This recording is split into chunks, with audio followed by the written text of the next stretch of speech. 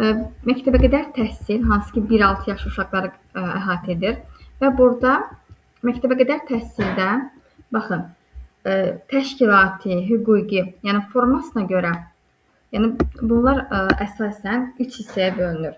Dövlət, özəl və bələdiyyə bağçaları. Yəni dövlət bağçaları hansı ki bizim məhz öyrənəcəyimiz proqramda özünü rahatlıqla göstərir. Özəl bağçalar isə, yəni artıq özəl bağçalar haqqında məlumatlısınız. Bələdiyyə bağçaları isə yəni artıq bələdiyyə icmalardır. Yəni dövlət artıq icmalarla yaxın əlaqələr quraraq və islahatlar təşkil edərək və dövlət öz büdcəsi hesabına maliyyələşmə apararaq, yəni icmaların da daha hansı ki dövlət tərəfindən maliyyələşdiyi üçün, yəni əlçatan olmasını Məsələ Elm Təhsil Nazirliyimiz, yəni bunların hər birini təmin edir. Yəni burada tutaq ki biz yaş qruplarına baxsaq, yəni biz bilirik ki birinci körpələrdir, yəni ikinci körpələrin ümumiyyətlə yaş qruplarına baxsaq, artıq biz burada bilmiş olarıq ki, yəni təşkilati, hüquqi formasına görə yəni, qruplara bölünür. Bizdə həm eyni yaşlı qruplar, həm də qarışıq qruplar vardır. Baxın burada. Baxın, burada həm eyni yaşlı qruplar var, həm də müxtəlif yaşlı qruplar vardır. Sonra gəlir hansı ki inkişaf sahəsi. İnkişaf sahəsi biz bilirik ki ana xəttdir, leytmotivdir və dəyişməzdir. Baxın, inkişaf sahəsi ana xəttdir, leytmotivdir və dəyişməzdir. Yəni 1-6 yaş eyni inkişaf sahəsi üzrə səciyirəm. Tutaq ki, birinci körpələrdə də baxın, birinci körpələrdə də inkişaf sahəsi, yəni 1 fiziki inkişafdırsa və yaxud da ikinci körpələrdir. Burada inkişaf sahəsi heç vaxt dəyişmir.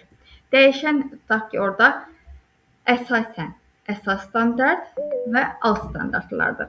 Alt standartlardır, yəni get-gedə hər yaş qrupu üzrə mürəkkəbləşir. Baxın, sonra burada müəllimlər qəbul edirəm deyə ona görə fikrim yayınır. Ümumiyyətlə, burada görürsünüz ki, əsas standartın funksiyası, hansı ki inkişaf sahəsi daxilində əsas standart yer alır. Yəni, əsas standart hansı ki inkişaf sahəsini, məzmun xəttini göstərir və biz bilirik ki, bizim 4 inkişaf sahəmiz var. Fiziki inkişaf, sağlamlıq və təhlükəsizlik, idrakinin inkişafı, estetik və yaradıcı inkişaf, sosial və emosional inkişaf sahəsi. İlk öncə, baxın, biz idraki inkişaf sahəsi dedik ki, ümumiyyətlə, hər bir inkişaf sahəsinin 3 əsas standartı var. Yeganə inkişaf sahəsi estetik yaradıcı inkişaf sahəsidir ki, onun 2 əsas standartı vardır, müəllimələr. Gəlir fiziki inkişaf, sağlamlıq və təhlükəsizlik. Baxın, fiziki inkişaf, sağlamlıq və təhlükəsizlikdə, yəni burada uşaqların fiziki inkişafı ilə bağlı nə etməliyik, necə etməliyik, yəni uşaqların fiziki inkişafını qorumaq üçün hansı addımlara diqqət etməliyik, yəni məhz onlara burada aydınlıq gətirəcək sizlərlə fiziki mədəniyyət məşğələsinə məhz bu inkişaf sahəsi tabeliyində keçəcəyik. Sonra gəlir idraki inkişaf sahəsi, hansı ki idraki inkişaf sahəsi də, yəni bu tamamilə uşaqların zehni fəaliyyəti, intellektual keyfiyyəti, təfəkkürü, təşkilatı, təsnifatı bacarıqları, qruplaşdırma bacarıqları, analiz, sintez etmə bacarığı və əsas məzmunlu və daha akademik məşğələləri praktik yolla mənimsəmək üçün, yəni bu inkişaf sahəsinə sirayət edəcəyik. Estetik yaradıcı inkişaf sahəsi isə uşaqların yaradıcılığı, baxın, uşaqların yaradıcılığı, uşaqların estetik gözəlliyi görməsi məhz bura aiddir. Yəni, burada təsvir fəaliyyət, musiqi kimi məşğələləri bura sirayət edəcəyik. Sonra gəlir 4-cü inkişaf sahəmiz, sosial-emosional inkişaf, hansı ki, sosial-emosional inkişaf sahəsi uşaqların doğru emosional yetişməsi, onların sosiallaşması, ünsiyyət bacarıqlarına yiyələnməsi və sağlam psixologiyada, sağlam ruhda yetişmələri, hansı ki, şəxsiyyətə çevrilmələri məhz bu inkişaf sahəsindən asılıdır. Yəni, birinci olaraq başlayırıq inkişaf sahəsi nədir? Yəni, inkişaf sahəsi nədir sualına sizlərlə aydınlıq gətirək. Baxın, inkişaf sahəsi, yəni inkişaf sahəsi əsas istiqamətdir, geniş və dəyişməzdir. Gəlin baxaq görək bu nə deməkdir. Gördüyünüz kimi inkişaf sahəsi 4 inkişaf sahəsi oldu. Baxın, burada sizə bunun mən izahını verəcəm. Bunu da bölək belə. Tutaq ki, birinci gəlir fiziki inkişaf sahəsi. Fiziki inkişaf sahəsi hansı ki, ümumiyyətlə, niyə görə 4 inkişaf sahəsi oldu? Biz bunu şəxsiyyətə, tutaq ki, burada şəxsiyyət kimi bura çəkdim. Baxın, bu oldu fiziki inkişafın. Və sizə sual versəm ki, bugün 21-ci əsrdə bir uşağın, bir evladınızın necə olmasını arzulayarsınız? Yəni, bunu mən sizə sual versəm və mənə deyəcəksiniz ki, birinci istəyirəm ki, uşağımın fiziki inkişafı yerində olsun, bədəni sağlam olsun, sağlam ruh, sağlam can, sağlam inkişafı olsun. Deyəcəm, başqa nə istəyirsiniz?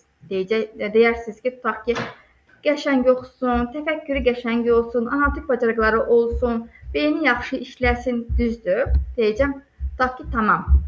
Başqa nə olsun? Tutaq ki, deyəcəksiniz ki, əmək vərdişlərinə gələnsin, gözəlliyi görə bilsin, səliqə səhmanı sevsin, əl qabiliyyəti, bacarıqları gözəl olsun. Sonra deyəcəm ki, bəs yaxşı, sonra nə istəyirsiniz, sonra nə olsun? Siz deyəcəksiniz ki, psixologiyası yerində olsun, yəni sosial-emosional inkişafı yerində olsun. Bu 4 inkişaf sahəsi, baxın əmələ, baxın, bu 4 inkişaf sahəsi müəllimin pedaqoji tamlığını qoruması üçün, hansı ki, uşağı şəxsiyyətə çevirməsi üçün ən vacib olan 4 istiqamətdir. Hansı ki, kurikulumun 3 istiqaməti, yəni pedaqogika, psixologiya və metodika bu dörtlü istiqamətdə öyrədiləcək. Yəni, bu 4-ünü necə həyata keçirməliyik? Hansı məşğələdə, hansı inkişaf sahəsi, hansı oyunda? Yəni, inkişaf sahəsi müəllimələr dəyişməzdir, leytmotivdir, bünövrədir, ana xəttir, məzmun xəttidir, dəyişməzdir və genişdir. Baxın, açar sözlər dəyişməzdir, genişdir. Hər inkişaf sahəsinin məzmunun, yəni nəzdində məzmun standartları yer alır. Yəni, hər inkişaf sahəsinin nəzdində məzmun standartları yer alır. Baxın, dedik ki, burada, sonra, baxın, alt standartların funksiyası nədir? Təlimdəki məqsədimizin dəqiq olmasıdır. Təlim strategiyamızın düzgünlüyü, hansı ki, strategiya demişdik ki, iş üsulu, iş formasıdır. Yəni, strategiya, iş üsulu, iş forması. Baxın, təlimdə inteqrasiya, yəni alt standartların inteqrasiyası, əgər sizdə inteqrasiya verilərsə, tutaq ki, əsas alt standart arasında götürürsünüz, təbii ki, buna alt standartda inteqrativlik olur. Və təlim məzmununun davamlılığı, yəni yaş dövrü üzrə məzmun sadədən mürəkkəbə doğru dəyişir. Yəni, davamlı şəkildə. İnteqrasiya isə bütöv, tam, bölünməz deməkdir. Yəni, ümumiyyətlə, inteqrasiya əlaqələndirmək deməkdir. İki növ inteqrasiya var. Şaquli inteqrasiya və üfüqi inteqrasiya. Baxın, müəllimələr, şaquli inteqrasiya nədir? Tutaq ki, burada verirəm sizə 2, 2, 1. Sonra 2, 3, 1. Baxın, birinci olan rəqəmə fikir verək, ikisi də eyni rəqəmdir. Yəni, eyni inkişaf sahəsidir. İkisi də idraki inkişaf sahəsidir. Baxın, burada şaquli inteqrasiyada, burada gedir inkişaf sahəsi daxilində. Yəni, əgər inkişaf sahəsi daxilində olarsa, yəni, bu olur şaquli inteqrasiya. İnkişaf sahələri arasında olarsa, bu olur üfüqi inteqrasiya. Müxtəlif yaş qrupları olarsa, olur şaquli inteqrasiya. Eyni yaş qrupları olarsa, olar üfüqi inteqrasiya. Üfüqi inteqrasiya nədir? Baxın, burada mən sizə verirəm, tutaq ki, 3, 2, 1. Burada da verirəm 4, 1, 1. Burada görürsünüz, estetik və yaradıcı inkişaf sahəsidir. Burada isə sosial-emosional inkişaf sahəsidir. Yəni, görürsünüz ki, burada inkişaf sahələri fərqlidir. İnkişaf sahələri fərqli olduğu üçün də bu olur üfüqi inteqrasiya. Aydın oldu müəllimələr? Şaquli üfüqi inteqrasiya aydın oldu sizə? Yəni, eyni yaş qrupu olarsa olur üfüqi inteqrasiya, müxtəlif yaş qrupu olarsa olur şaquli inteqrasiya. Müəllimə, çox üzr istəyirəm. Siz bunun PDF-ini atasınız belə oxumağa. Bir də ekran kaydı edirsiniz. Bəli, ekran kaydı edirəm. Çox sağ olun. Buyurun. Sonra gəlir smart. Ümumiyyətlə smart nədir? Hansı ki, burada smart abreviaturası var ki, ümumiyyətlə məqsədlə smartın bilirik ki, məqsəd smart əsasında qurulmuşdur. Yəni dərsin əvvəlində Mən bir sual versəm olar. olar. İnteqrasiyanın bəzi təlimçilər deyir 2 növü var, bəzi deyir 3 növü var.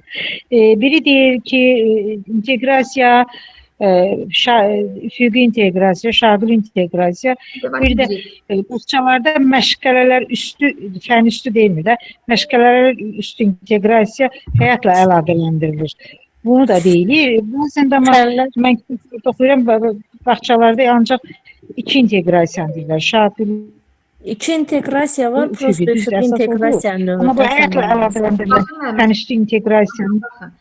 Demişik ki, 2 cür inteqrasiya. Fənlər arası bir inteqrasiya deyil mənim. Şaquli inteqrasiyasıları bağlayan zəhmət olmasa. Şaquli inteqrasiya, üfüqi inteqrasiya. Sonra bir də var müəllimələr. Müəllimə demişkən ona uyğun, yəni deyim. Hibrid inteqrasiya. Hibrid inteqrasiya nədir? Bəlkə də müəllimələriniz bilir, yəni burada mənim dərsimdə qrupumda olan müəllimələr bilir. Hibrid inteqrasiya budur ki, tutaq ki, hibrid inteqrasiya, hibrid. Burada həm şaquli, həm üfüqi, baxın, həm üfüqi inteqrasiya olarsa, bu olur hibrid inteqrasiya. Bu nə deməkdir? Yəni testdə sizə necə düşəcək? Tutaq ki, sizə testdə düşə bilər ki, şaquli inteqrasiya, yəni sizdən soruşur ki, hibrid inteqrasiya nədir? A variantı şaquli inteqrasiya, B variantı üfüqi inteqrasiya, tutaq ki, C variantı şaquli üfüqi inteqrasiya. Yəni, əgər şaquli və üfüqi inteqrasiya birlikdə olarsa, bu olur hibrid inteqrasiya. Yəqin ki, fikrim aydın oldu sizə. Sonra gəlir. Məqsəd nə idi? Müəllimə, bir sual verim, üzr istəyirəm. Bəs indi testdə bəzilərində deyir, inteqrasiyanın 3 növü var, bəzi təlimçilər deyir 2 növü var. Bizə testdə düşdü ki, inteqrasiyanın neçə növü var? Biz onu 2 yazaq, 3 yazaq. Müəllimə, inteqrasiyanın 2 növü var. Həm şaquli, həm üfüqi. Amma hibrid inteqrasiya testdə, yəni o hibrid kimi, mən dediyim kimi, tutaq ki, deyilir ki, hibrid inteqrasiya nədir? Yəni onu sadəcə biz müəllimələr əlavə olaraq sizə keçirik ki, məlumatınız olsun. Yəni inteqrasiya 2 cürdür. Mənim zəhnimcə müəllimə 4 inteqrasiya var əslində, amma bizə 2 inteqrasiya. Yox, o 4 inteqrasiya bizə aid deyil, o məktəbə aiddir. Bizə aid deyil də, bizə ancaq 2 inteqrasiya aiddir. Söhbət bizdən gedir müəllimə. Bəli, söhbət bizdən gedir. Aha. Bilirəm. Bizdə 2-dir də. Müəllimə, o Altinin yeni çıxanlarında var. Yox, dərsə mane olursunuz belə və dərsin axıcılığını pozursunuz. Hansı ki, müəllimlər dərsə qulaq asanda sizin Müəllimə, axşamınız xeyir. Hər vaxtınız xeyir. Olar ki, suallar axırda verilsin. Qarışdı ya, hər şeydən beynində qarışır belə. Hərəsi bir sual verir. Məqsəd nədir? Baxın müəllimlər. Məqsəd dərsin əvvəlində bilirik ki, bizim məqsədimiz olmalıdır. Yəni, tutaq ki, həyatda uğur qazanmaq üçün məqsəd olmalıdır. Yəni, mən tutaq ki, hər hansı bir plastilinlə, yəni bir dovşan fiquru düzəltmək istəyirəm. Yəni məqsədimi qurmasam, təbii ki, mən onu düzəldə bilmərəm. Yəni gah onu topa bənzədərəm, gah onu evə bənzədərəm, yəni gah qoğala bənzədərəm. Yəni yekunda sən heç bilməyəcəksən ki, yəni uşağa nə öyrətdin? Çünki sənin plastilinlə nə etmək istədiyini bilməyəcəksən və nə istədiyini də ümumiyyətlə bilmədiyin üçün sən uşağa hansı bir öyrətdiyini bilmirsən və nəticədə nəticə yönümlü olmursan. Hansı ki, produktiv dediyimiz, yəni məhsuldar müəllim imicini artıq burada imicin olmayan, yəni hansı ki, məhsuldar müəllim olmursan. Çünki sənin məqsədin yoxdur. Yəni, tutaq ki, siz bir uşağa deyirsiniz ki, götürmüsünüz, fikrinizdə var ki, mən tutaq ki, bu günləri plastilindən dovşan düzəldim. Amma sizin onu düzəldə bilmirsiniz. Gah onu hər hansı bir topa bənzədirsiniz. Yəni, sizin məqsədiniz yoxdur. Əgər sizin məqsədiniz yoxdursa, siz onu uşağa da öyrədə bilməyəcəksiniz. Yəni, məqsəd alt standartdan çıxır. Yəni alt standartın məqsəd alt standartın tələbini reallaşdırır. Yəni alt standart əsaslanır məqsəd. Və burada hansı ki alt standartda dediyimiz kimi əsas standartın tələbini reallaşdırır. Sonra gəlir smart abreviaturası. Smart nədir? Baxın müəllimələr. Smartın S-sı spesifik, dəqiq, aydın formada ifadə olunmalıdır. Yəni spesifik nədir? Konkret olmalıdır. Tutaq ki, sən 5 dairəsində bugün sayı uşağa öyrətməlisən. Yəni sənin fikrin artıq burada aydındır. Measurable, yəni ölçülə bilən, qiymətləndirilə bilən olmalıdır.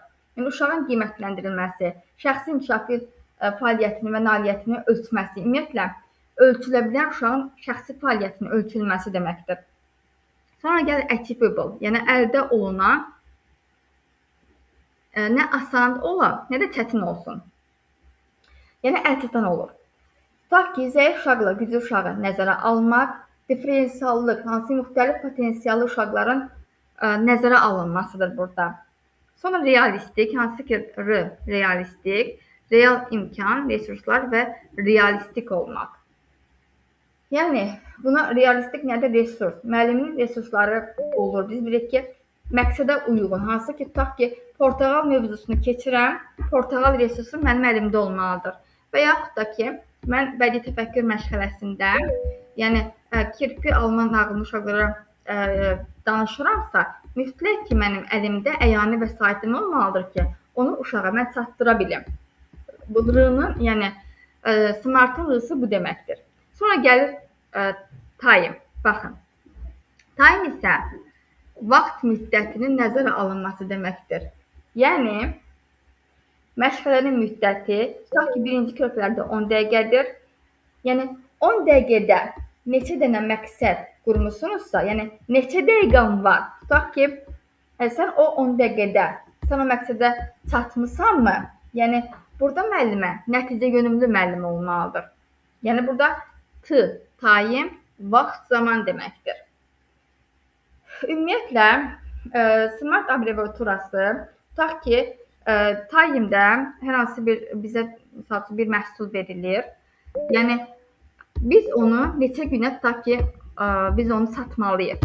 Yəni hədəfimiz hansı ki, bizə verilən hər hansı bir əşya olsun və yaxud da ki, hər hansı bir çay olsun, onu bizim bir günə satmaqdır. Nə edirsən et, sənə verilən, yəni hansı ki, çayı sən onu bir günə satmalısan. Yəni orada vaxt qoyuldu, bir gün. Və məqsəd indiki zamanda olmalıdır. Uşaqlara bir dərsdə öyrədilir. Bir həftə üçün olur. Ümumiyyətlə, uşaq tərəfindən mənimsənilməlidir hansı ki, məqsəd. Yəni, ümumiyyətlə, uşaqlara hansı ki, biz bir dərsdə öyrədiriksə, uşaqlara nə öyrədiriksə, olan hər biri mənimsənilməlidir.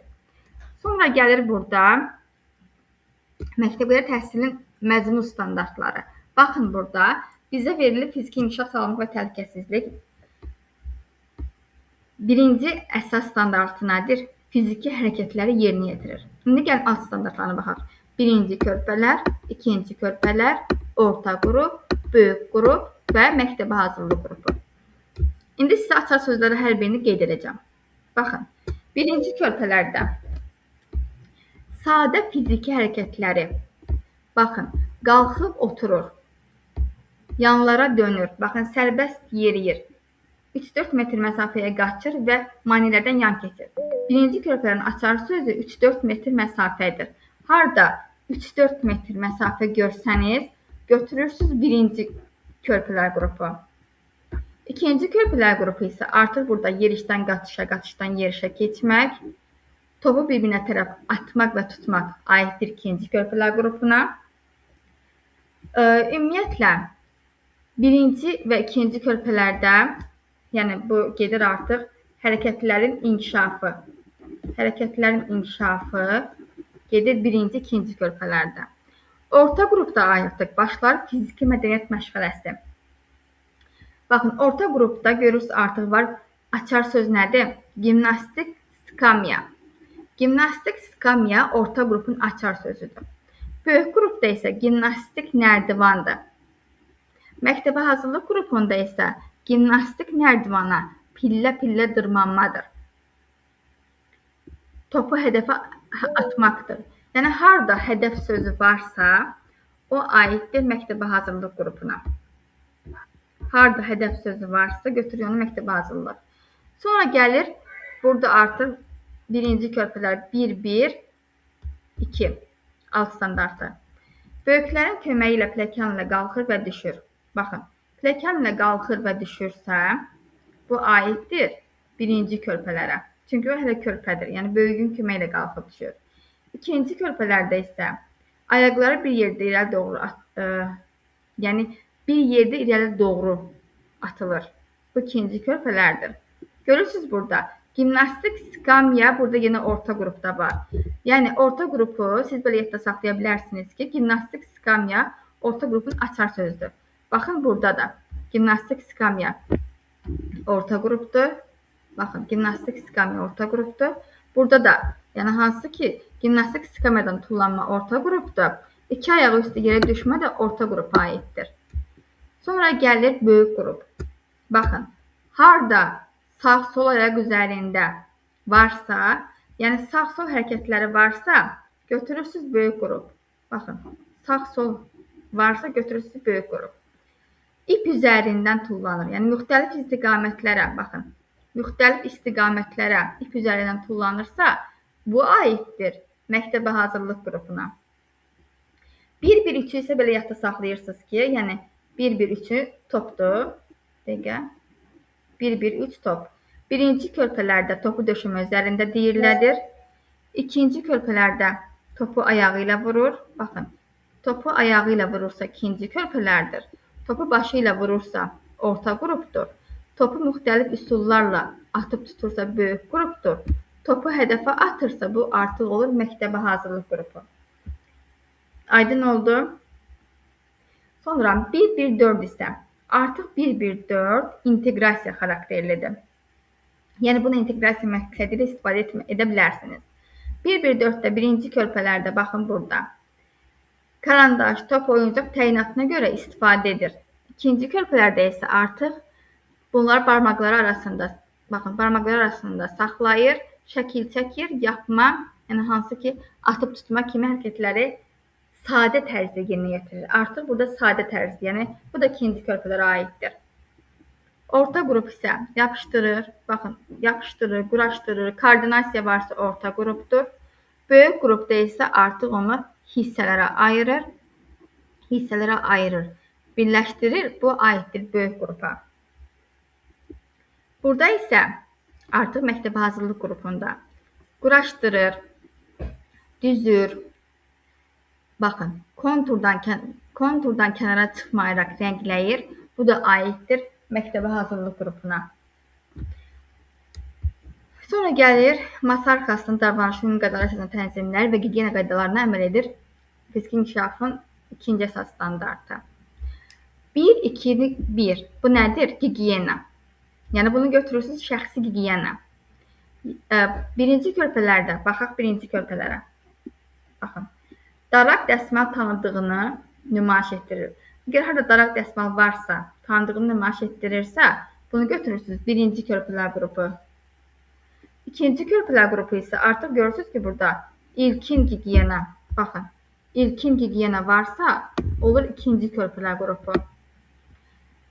Baxın, gigiyenada, biz bilirik ki, gigiyena hansı ki, uşağın özü etməlidir. Yəni, şəxsi gigiyena olduğu üçün özünə qulluqdur.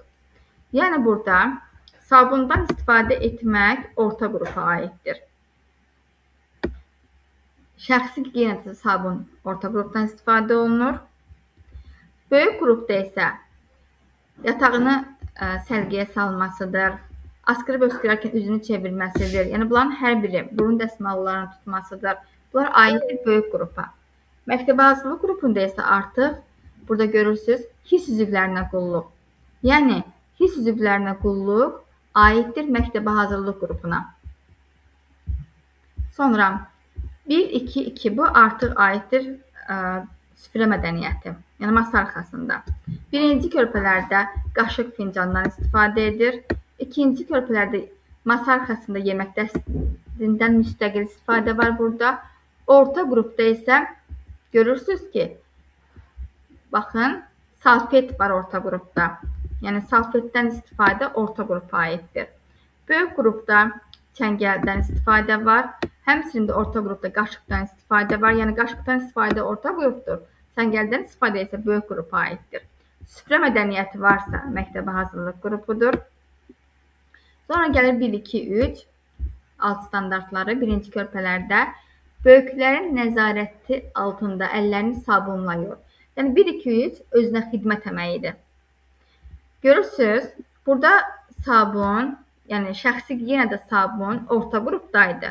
Amma özünə xidmətdə isə artıq burada birinci körpələrdədir. Birinci körpələrdən başlayır. Niyə görə?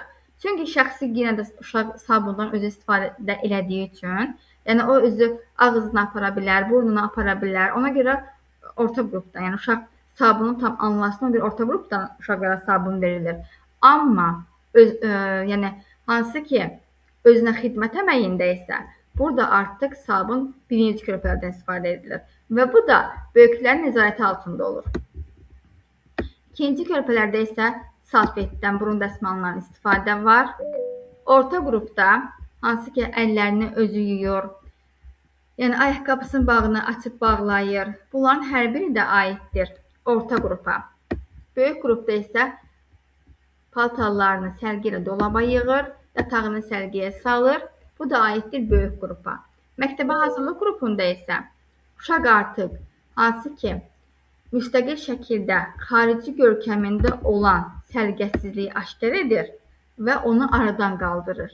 Yəni görürsünüz ki, artıq bu böyük uşaqdır. Yəni məktəbə hazırlıq qrupunun uşağıdır ki, artıq üzərində olan səliqəsizliyi aradan qaldırır.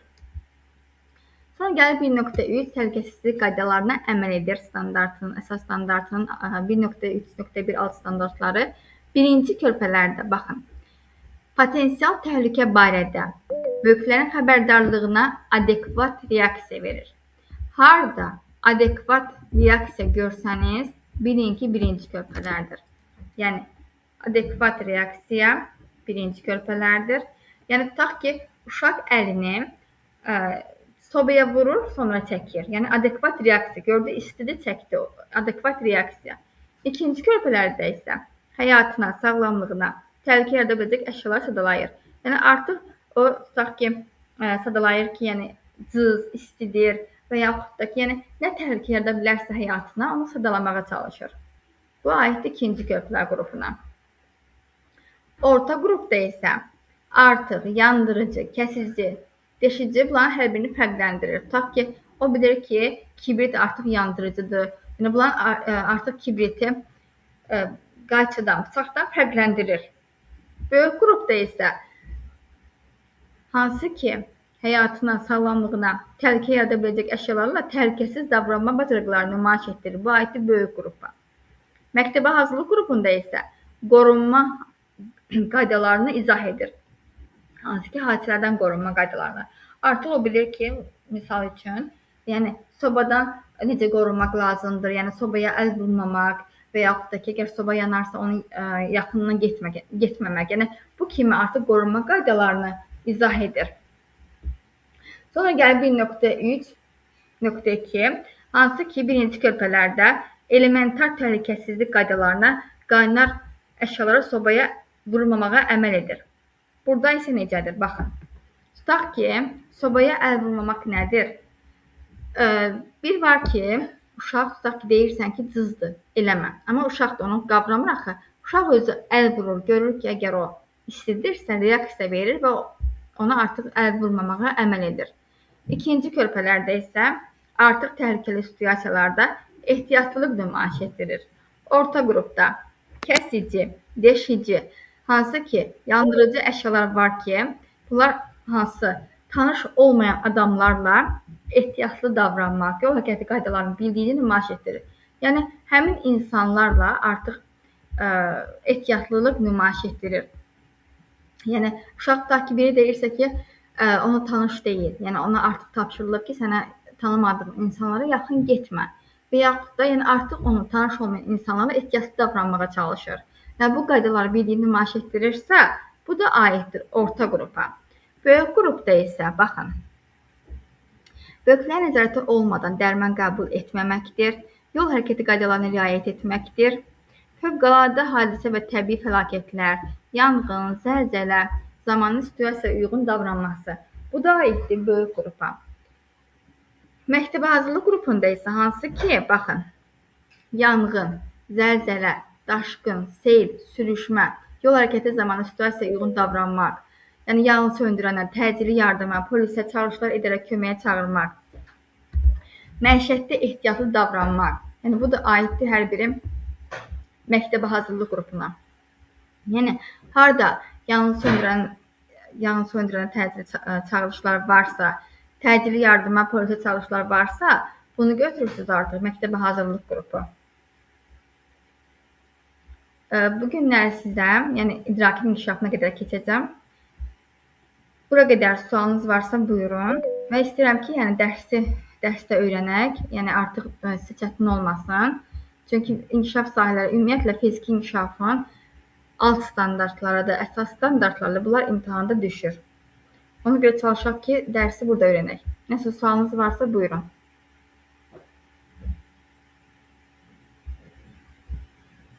Buyurun müəllimələr. Nəsə qaranlıq qalıbsa və yaxud da hansı mövzu sizə çətin gəlirsə, izah edin. Müəllimə sual vermək olar. Bəli, buyurun. Deməli, müəllimə 1.3 bu məzmun xəttidir də, məzmun xətti sayılır. Yəni birinci fiziki inkişafın əsas standartı gedir, təhlükəsizlik qaydalarına əməl edir. Bu olur əsas standart.